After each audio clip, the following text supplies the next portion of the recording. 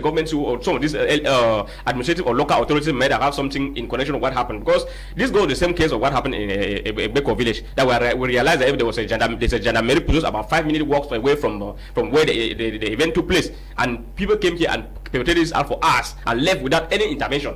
So those are the kind of things. I don't know what our government is doing. At least the government needs to react whenever there's a situation like this. The government need to enforce the area to make sure they protect those that are concerned. Now, about nine civilians were killed and others kidnapped and for ransom. And those are the kind of things. Those who tell that the government is not doing its best. It's true that the government might be trying, but the guy narrated that civilians. He went to the gendarmerie, came back, went again. He was on phone with the people at the level of the gendarmerie. He informed them they were aware that these guys were in town. They were drinking somewhere. You see, it's very shameful. It's very shameful. At least the government need to heighten its security in most of these places. Those are now that the event has happened now. Cameroonians have been abandoned to themselves. No. Now it is clear now that it's no longer the issue of saying they are negligent to Anglophone. It means that, in short, all Cameroonians have been abandoned to themselves. If it is happening in the West region where nobody cares about the people, there means that because we are the fact that some people think they have been abandoned, they are wasting their lives and their time, right? No, because it's a systemic problem, not only the problem of Anglophones or whatever.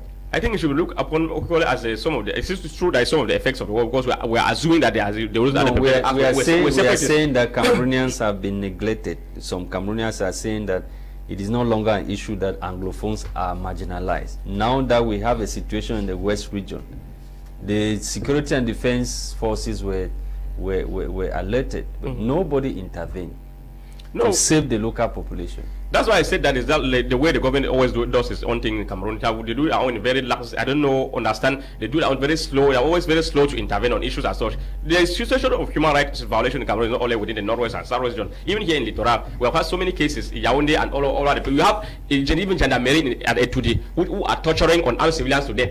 Torturing civilians, just suspect to death. Let me just say the person was not even a suspect. The person was tortured to death recently at the Etudi.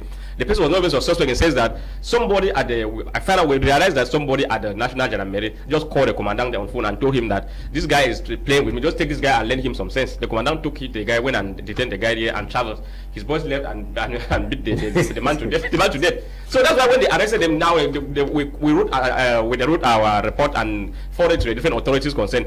And the man now who called now went in communication with maybe with the commandant. They were trying to tell the family that they will give the family member 10 million so that they will silence the case. So those are the kind of way that we are functioning here in Cameroon. At least we government need to make sure that they make some of this. I don't know if they are ignorant of the human right or what they like, because they need to make sure that they when they arrest somebody, they've gone to school. They have studied laws now. How can you say ignorant of human rights? Then what is happening? Then what could be happening? Because it's very unfortunate. If somebody who have knowledge of this right, that know that you don't have to torture any accused or any detained person you are detaining in your custody, they should not do such acts, because there are so many of them. There was a case of a man here that we fortunately we succeeded to have two police officers that are currently being detained here at New Bell. So I think it's about 6 months ago. Because of the same thing, because went to the man, the man was in Daiduye, was equally tortured to death, simply because a friend or a neighbor who was a police officer ordered the man to shift I don't know, the boutique, because it seems as if he was parking his thing closer to the man refused or something like that. He went and told the other uniform officer. They came there, arrested the man and went and tortured the man. The man went and later on died in his house. When we went to the person's house, we had a very terrible story of what happened here at Bunaberi. And through thanks to what the work that we are doing with our other partners at Mandela Center International, the two of the police officers were arrested and are still currently being detained at the pending trial at the New Bell Center prison. So that's the only way of scaring these people, or making them to respect the law by force, by ensuring that anybody who is caught of doing any such thing is arrested and prosecuted. When they will prosecute them, others will be afraid of doing the same thing again, because they know that the same fate will befall them tomorrow, should in case they do the same thing. Ok, étape. Alors, environ 60 femmes ont été tuées au Cameroun en 2023. Eh bien, d'après le journal La Voix des Jeunes, suite aux violences conjugales. C'est un chiffre qui interpelle.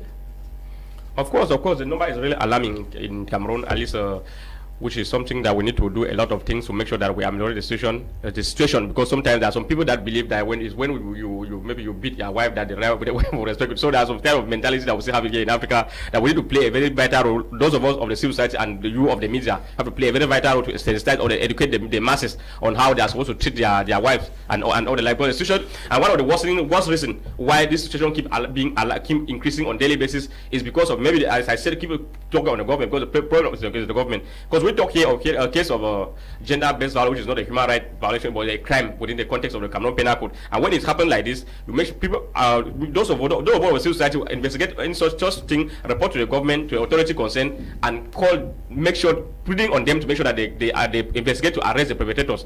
Sometimes people are arrested, the next day they are out. Or sometimes